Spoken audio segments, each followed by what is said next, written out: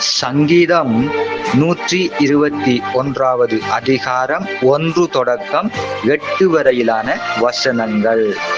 ஆரோகண சங்கீதம். எனக்கு ஒத்தாசை வரும் பர்வதங்களுக்கு நேராக என் கண்களை ஏறெடுக்கிறேன். வானத்தையும் பூமியையும் உண்டாக்கின கர்த்தரிடத்திலிருந்து எனக்கு ஒத்தாசை வரும். உன் காலை தள்ளாட ஒட்டார், உன்னை காக்கிறவர் உறங்கார். இதோ இஸ்ரவேலை காக்கிறவர் உறங்குவதுமில்லை, தூங்குவதுமில்லை. கர்த்தர் உன்னை காக்கிறவர். கர்த்தர் உன் வலது பக்கத்திலே உனக்கு நிழலாயிருக்கிறார்.